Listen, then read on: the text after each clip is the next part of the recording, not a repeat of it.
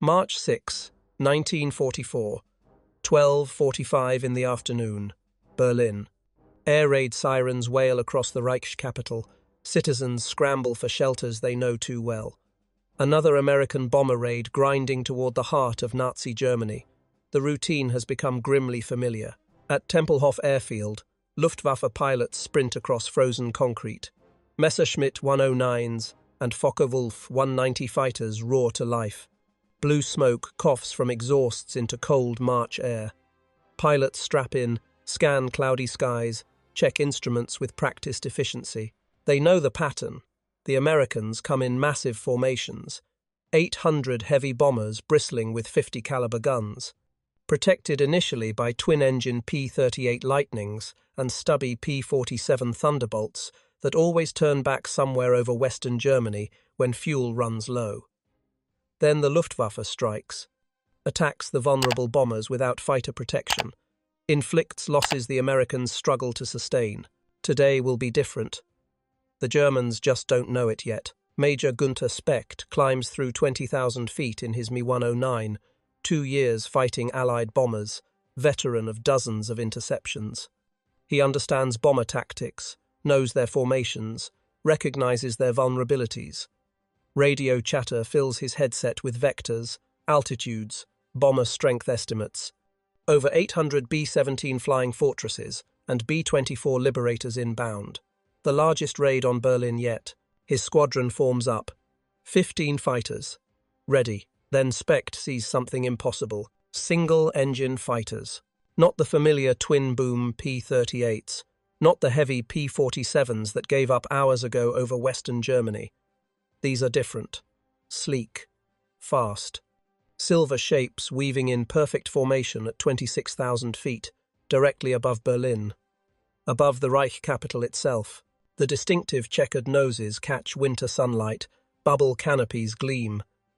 Specht recognizes the silhouette from intelligence briefings. Mustangs. He keys his radio. Control. I have single-engine fighters over target. American fighters over Berlin. Silence. Then confusion in the controller's voice. Impossible. Verify identification. Confirmed. P-51 Mustangs. Multiple contacts. They're escorting the bombers over Berlin. The word spreads through German formations like electricity. Mustangs over Berlin. 1,100 miles from England. Round trip. The physics don't work. The fuel capacity doesn't exist. German engineers calculated it months ago, proved it mathematically impossible. Single-engine fighters lack the range. That's the entire defensive strategy. Let the short-range escorts turn back, then savage the helpless bombers. But the calculations are wrong. The strategy is dead. The escorts are here. Captain Hans Ehlers stares upward at the silver formations. P-51 Mustangs dancing protective patterns above the bomber stream. His mind races through fuel calculations. Internal tanks plus external tanks plus combat time plus return flight. The numbers don't add up. Can't possibly add up. Yet there they are, 30 miles inside Germany's most heavily defended airspace. The Luftwaffe attacks anyway. What choice remains? Mi-109s dive from altitude. Fur 190s slash from the flanks. Standard doctrine. Ignore escorts. Kill bombers. Break up the formation. The Mustangs don't cooperate. They drop external tanks. Paper and metal containers tumbling toward earth below. Suddenly lighter. Suddenly faster. The silver fighters turn inside German attacks, catch them in the dive. The sky above Berlin explodes into chaos. Machine gun fire stitches contrails through thin air. Aircraft spiral earthward trailing black smoke. German pilots trained for years fighting lumbering bombers suddenly find themselves dogfighting with fighters as nimble as their own, faster at altitude. Better armed with 650 caliber Browning machine guns spitting 3,000 rounds per minute combined. Specht lines up on a B-17. Finger tightens on trigger. Then tracers flash past his canopy. A Mustang materializes on his tail. He brakes hard left. The American follows. Stays with him through the turn. Through the roll. Through the dive. Specht pushes his Mi-109 to 450 miles per hour. The Mustang matches him easily. 500 miles per hour. Still there. Specht's fuel gauge drops toward red. The American seems unconcerned. How much fuel does this bastard carry? The answer: enough. More than enough. The combat lasts 18 minutes. When it's over, the 357th Fighter Group claims 20 German fighters destroyed. Their own losses: 0. Not a single Mustang shot down. Not even damaged. The bombers drop their ordnance on Berlin's industrial targets, turn west for home. The silver escorts stay with them. All the way back to England. German intelligence officers converge on crash sites around Berlin that afternoon. They photograph wreckage, measure fragments, search for answers in twisted aluminum and shattered plexiglass. They find the answer scattered across German fields. External drop tanks, paper construction and sheet metal, 108 gallons each. Simple, disposable, revolutionary. The tanks extend combat radius to over 700 miles. Every target in Germany now lies within reach. Every factory, every airfield, every city. Nothing is safe. Nothing is beyond range. The reports reach Luftwaffe headquarters before sunset. Staff officers read them twice. Triple-check calculations. Verify the math. The conclusion remains inescapable and terrifying. The Americans solved long-range fighter escort. The strategic situation just collapsed. At Hall, his vast estate north of Berlin, Reichsmarschall Hermann Göring receives the combat reports, commander of the Luftwaffe, the man who promised no enemy bombs would fall on the Reich capital, who mocked American industrial capacity, who called Americans good at building refrigerators and razor blades, but incapable of real combat aircraft. He reads the mission summaries, studies the fuel calculations, examines photographs of captured drop tanks, sees the future with terrible clarity. His hands tremble slightly, holding the documents. "When I saw Mustangs over Berlin," he says quietly to his aide, "I knew the jig was up. Not the bombers, not the raids, not the destruction raining from B-17s. The escorts, the silver fighters that can reach anywhere in Germany, fight anywhere, win anywhere. That's what broke the defensive strategy. That's what ended the war. The Luftwaffe bet everything on one assumption. Bombers cannot penetrate deep into Germany with fighter protection. Range and physics made deep escort impossible. They calculated it, proved it, built entire defensive doctrine around that mathematical certainty. March 6, 1944 proved them catastrophically wrong. The Americans didn't just escort bombers to Berlin. They dominated the airspace, shot down 20 German fighters without loss, protected every bomber in the formation, then flew home with fuel remaining. The air war changed forever that afternoon. Every German pilot who saw those silver Mustangs over the Reich capital knows it. Every Luftwaffe commander reading the combat reports knows it. Göring knows it with sickening certainty. The only question now: how fast will Germany lose air superiority? How many pilots will die learning what Göring already understands? That American technology just made Berlin as vulnerable as London, as reachable as Paris. The impossible became real at 12:45 on March 6, 1944. Single-engine fighters over Berlin. The day Germany couldn't hide behind distance anymore. The day the Luftwaffe's defensive strategy died. The day Hermann Göring knew the war was lost. The revolution that made March 6, 1944 possible began 3 months earlier in a frozen corner of England. December 1943. RAF Debden, 40 miles north of London.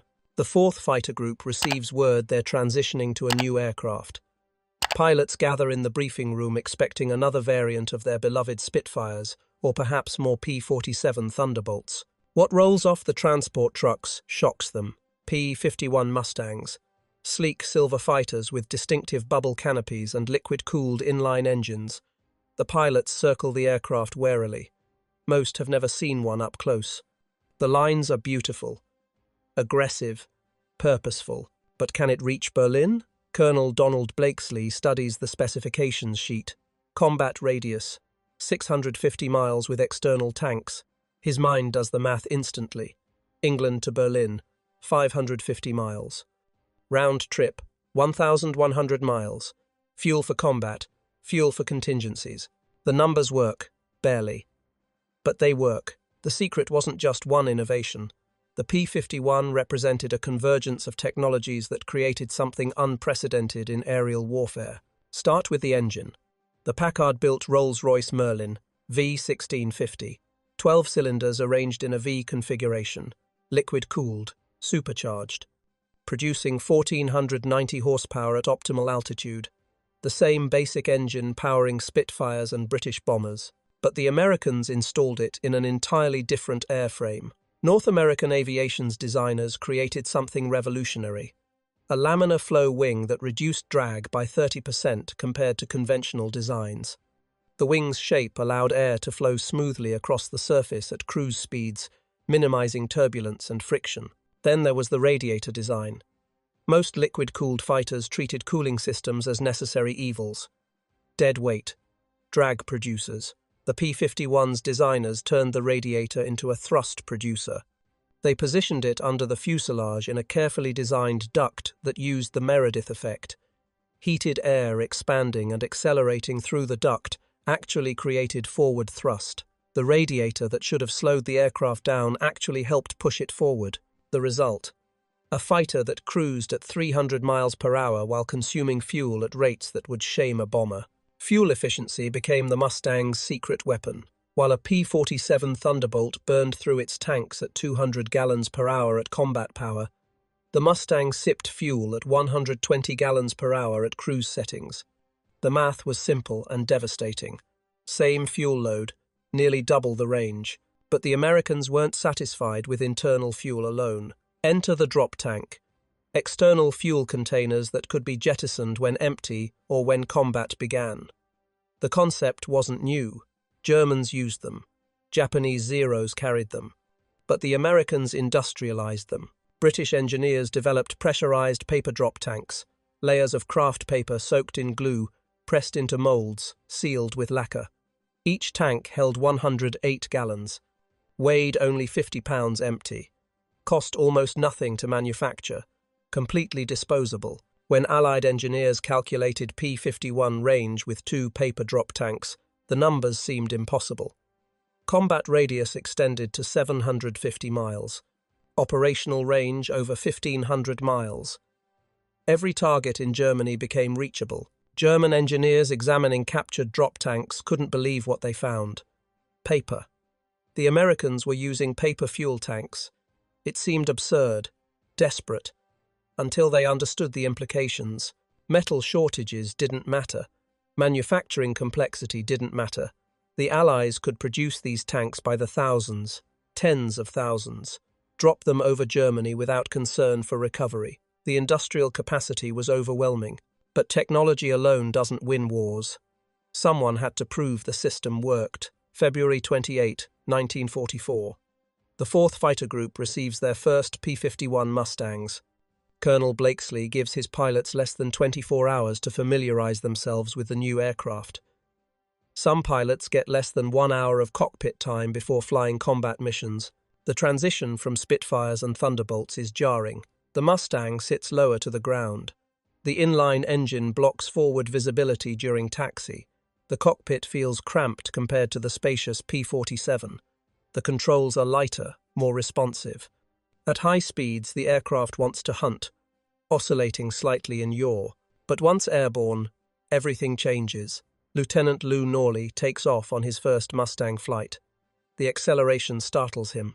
The Merlin engine pulls the fighter forward with relentless power. At 15,000 feet, he opens the throttle fully. The Mustang leaps ahead like it's been kicked. The airspeed indicator climbs past 350 miles per hour. 375. 400. The fighter is still accelerating. At 25,000 feet, the Mustang enters its element. The supercharger maintains sea-level pressure to the engine. Power doesn't fade with altitude like other fighters. The controls remain crisp. The aircraft feels eager. Hungry. Norley dives from altitude. 450 miles per hour. 500. The controls stiffen but remain responsive. No buffeting, no shaking. Just smooth, devastating speed. He returns to Debden convinced. The aircraft can do what the specifications claim. March 4, 1944. 2 days before the historic Berlin mission, the 4th Fighter Group flies their first Mustang combat mission. Target: Berlin. The dress rehearsal. 48 P-51 Mustangs take off from Debden before dawn. Each carries 2 108-gallon drop tanks. Internal fuel, 269 gallons. Total fuel load, 485 gallons. Enough for 6 hours of flight time, including combat. The formation climbs to 25,000 feet, sets course for Germany. The pilots watch their fuel gauges carefully. Every gallon matters. Every minute counts. They cross the Dutch coast. Fuel consumption matches predictions. The Merlins purr smoothly at cruise power. Over northern Germany, they drop their external tanks and accelerate. The bomber stream appears ahead, hundreds of B-17s in tight formation. The Mustangs take up escort positions. They encounter scattered German fighters, but no major opposition. The mission proceeds smoothly. After 30 minutes over target area, the formation turns west. The return flight tests nerves more than engines. Pilots calculate remaining fuel constantly, but the gauges hold steady. The efficient Merlins deliver on their promise. Every aircraft returns safely to Debden. Colonel Blakesley reviews the mission data. Fuel consumption, within 5% of estimates. Engine performance, flawless. Combat effectiveness. The Germans seemed shocked by fighters so deep into their territory. The test succeeded. The system worked. Berlin was reachable. March 6, 1944. The real mission. Over 600 P-51 Mustangs from multiple groups escort the largest bomber raid yet against Berlin. The 357th Fighter Group, the 4th Fighter Group, the 352nd Fighter Group, all equipped with drop tanks, all carrying enough fuel to fight over the Reich capital. The transformation from December to March was complete. In 3 months, American fighters went from turning back at the German border to dominating the skies over Berlin itself. The technology proved decisive. The Merlin engine's efficiency, the laminar-flow wings' low drag, the Meredith effect radiator's thrust contribution, the disposable drop tanks' range extension. But technology required tactical doctrine to succeed. And that doctrine was simple. Escort the bombers all the way. Fight anywhere the Luftwaffe appeared. Maintain air superiority through range, endurance, and overwhelming numbers. March 6, 1944 validated every design choice, every engineering decision, every tactical innovation. The impossible became routine. Berlin became just another target on the list, and the Luftwaffe's defensive strategy collapsed under the weight of American industrial and technological superiority. Hermann Göring built his reputation on promises. September 1939, speaking to his Luftwaffe commanders as Germany invades Poland. No enemy bomber can reach the Ruhr. If one reaches the Ruhr, my name is not Göring. You can call me Meyer. Meyer, a common German name. The joke was clear. If enemy bombers reached Germany's industrial heartland, he'd be nothing, a nobody, just another common citizen. The boast reflected supreme confidence. The Luftwaffe dominated European skies. German fighters were battle-tested. German tactics were proven. German engineering was superior. The idea that enemy bombers could penetrate deep into Reich territory seemed laughable. Then came the Battle of Britain. German bombers got through. British fighters proved tougher than expected. The Luftwaffe lost over 2,000 aircraft. The invasion of England was postponed, then cancelled. Göring blamed the weather, blamed the intelligence, blamed everyone except himself. But worse humiliation was coming. By 1943, American bombers were reaching German cities in daylight. British bombers pounded them at night. The Ruhr was burning. Berlin was burning. Germans started calling air raid sirens Meyer's trumpets. The joke had turned bitter. Still, Göring maintained one crucial advantage. Allied fighters couldn't escort bombers deep into Germany. The P-47 Thunderbolts turned back around 320 miles from England. The twin-engine P-38 Lightnings could reach further, but weren't effective against German fighters at high altitude. That range limitation saved the Luftwaffe. German fighters would wait. Let the Allied escorts reach their fuel limits. Watch them turn back, then pounce on the unprotected bombers. The strategy worked brutally well. American losses on unescorted deep penetration missions reached catastrophic levels. October 14, 1943, the second Schweinfurt raid. 60 B-17s shot down out of 291, over 20% losses in a single mission.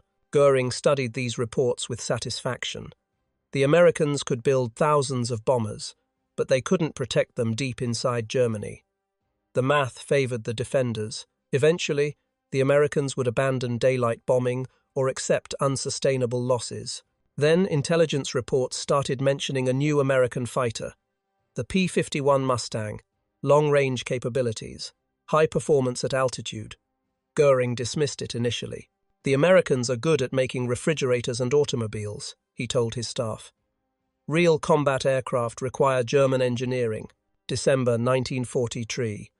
Luftwaffe intelligence delivers updated assessments. The P-51 with drop tanks can potentially reach 650 miles, deep into Germany, perhaps even to Berlin. Göring orders verification.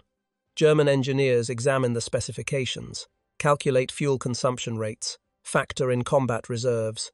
Their conclusion: theoretically possible, but impractical. The fighters would arrive with minimal fuel for combat. One engagement would force them to turn back or crash. The analysis proved partially correct. The Mustangs could reach Berlin. But German engineers underestimated American tactical flexibility, underestimated the Merlin engine's efficiency, underestimated everything. March 4, 1944. First reports of P-51 Mustangs over Berlin reach Göring's headquarters. He dismisses them initially. Reconnaissance aircraft, perhaps. Small numbers on special missions. Not sustainable operations. March 6, 1944. Over 600 P-51 Mustangs escort bombers to Berlin. The fighters engage Luftwaffe interceptors over the capital itself. German losses: significant. American fighter losses: minimal. The reports land on Göring's desk at Karen Hall that evening. He reads them twice, checks the numbers, calls his intelligence chief, demands verification. The verification confirms his worst fears. American single-engine fighters now operate freely over Berlin. They arrive with enough fuel to fight. They dominate German fighters at altitude. They escort every bomber to target and back. Göring walks to the window, stares across his vast estate. The winter landscape stretches endlessly. He built this place with plunder from conquered territories, filled it with stolen art, lived like a Renaissance prince while Germany burned. Now the foundation is cracking. "When I saw Mustangs over Berlin," he says to his aide, "I knew the jig was up." The phrase would become famous. But in that moment, it's simply acknowledgement of reality. The strategic situation just collapsed completely. The Luftwaffe's entire defensive doctrine assumed bombers couldn't penetrate deep into Germany with fighter protection. Every tactical decision, every resource allocation, every training program, all based on that assumption. March 6, 1944, made that assumption obsolete. German fighters now face an impossible dilemma. Engage the escorts and get destroyed by superior numbers at altitude. Ignore the escorts and get destroyed while attacking bombers. Refuse to engage and watch Germany burn. There's no good option, no tactical solution, no clever maneuver that changes the mathematics. The Americans can put 600 fighters over Berlin. The Luftwaffe can't match those numbers, can't replace losses as fast as they accumulate, can't train pilots quickly enough to compensate. Worse, the psychological impact is devastating. Luftwaffe pilots who fought confidently against Thunderbolts and Spitfires now face fighters that outperform them at every altitude. That arrive with numerical superiority. That seem to have unlimited fuel for combat. German pilot morale begins collapsing. The veterans understand what's happening. They've seen this pattern before on the Eastern Front. Once the enemy achieves air superiority, the spiral becomes irreversible. More losses lead to fewer experienced pilots. Fewer experienced pilots lead to more losses. The cycle accelerates until nothing remains. Hauptmann Johannes Steinhoff, a Luftwaffe ace with over 100 victories, writes in his diary after encountering Mustangs, "We are becoming the hunted. For 3 years, we were the hunters. Now American fighters appear everywhere. They climb above us. They dive through us. They chase us to our airfields. This cannot continue, but it does continue, and accelerates." By late March 1944, Mustang groups fly daily missions over Germany. The bombers they escort devastate synthetic fuel plants, aircraft factories, transportation networks. German production struggles to replace losses. Fuel shortages ground aircraft. Pilot training programs run out of fuel and time. Göring watches his Luftwaffe disintegrate. He issues orders for new tactics, demands better aircraft, pleads with Hitler for more resources. Nothing changes the fundamental equation. American industry is producing fighters faster than Germany can shoot them down. American training programs are graduating pilots faster than Germany can kill them. American logistics deliver fuel, ammunition, and spare parts without disruption. The strategic imbalance is overwhelming, irreversible. After the war, sitting in his Nuremberg cell awaiting trial, Göring would make one final admission to his interrogators. American investigators asked what defeated the Luftwaffe. His answer was direct: long-range fighters. When your fighters appeared over Berlin for the first time, I knew the outcome would be tragic. We could not defend everywhere. You could attack anywhere. The range of your escort fighters was the most decisive factor in the air war. Not the bombers, not the pilots, not the tactics. The range, the ability to project fighter power anywhere over Europe. That's what killed the Luftwaffe. March 6, 1944 was the day that reality became undeniable. The day Hermann Göring's promises turned to ash. The day Germany lost control of its own skies. The Mustangs came to Berlin, and they never left. May 1944. 2 months after Mustangs first appeared over Berlin, the transformation is complete. 14 of the 15 fighter squadrons in the 8th Air Force now fly P-51 Mustangs. The Silver Fighters dominate European skies from Norway to Austria, from France to Poland. Everywhere the bombers go, the Mustangs follow. Everywhere the Luftwaffe appears, the Mustangs are waiting. The kill ratio tells the story. P-51 Mustangs destroy 13.1 enemy aircraft for every 100 sorties flown. Compare that to P-38 Lightnings at 4.3 per 100. Compare it to P-47 Thunderbolts at 2.7 per 100. The Mustang isn't just better, it's in a different category entirely. Lieutenant Urban Drew of the 361st Fighter Group discovers this on October 7, 1944. He's flying top cover at 30,000 feet when he spots contrails far above. German jets. Messerschmitt 262s, the first operational jet fighters in the world, capable of 550 miles per hour, 100 miles per hour faster than any propeller-driven fighter. The jets are supposed to be untouchable. German propaganda promises they'll sweep Allied fighters from the sky, change the balance of the air war. Drew doesn't believe propaganda. He positions himself in the sun. Waits. The jets descend to attack a bomber formation. Drew rolls inverted and dives. His Mustang accelerates past 500 miles per hour. The controls stiffen. The aircraft shakes, but it holds together. He closes on the lead jet from directly astern. The German pilot doesn't see him, too focused on the bombers ahead. Drew opens fire at 200 yards. 6 50 caliber machine guns converge. The jet explodes, simply disintegrates in mid-air. The second jet breaks hard left. Too late. Drew's wingman is already there. More gunfire. Another explosion. 2 of Germany's miracle weapons destroyed by propeller fighters supposedly obsolete. The jet kills are symbolic but not decisive. The Mustang's real impact comes from sustained, relentless pressure. Every day, every mission, every target. German synthetic fuel plants burn under precision bombing raids. The Luftwaffe had fuel reserves at the beginning of 1944. By autumn, they're rationing aviation gasoline. Training flights are cancelled. Combat sorties are limited. Experienced pilots sit on the ground because there's no fuel to fly. The Mustangs hunting above German airfields ensure that what little fuel exists gets wasted. German fighters burn precious gasoline climbing to intercept altitude. The Mustangs force them into sustained combat that drains tanks rapidly. German pilots must reserve fuel for landing. The Americans don't have that problem. They have fuel to spare.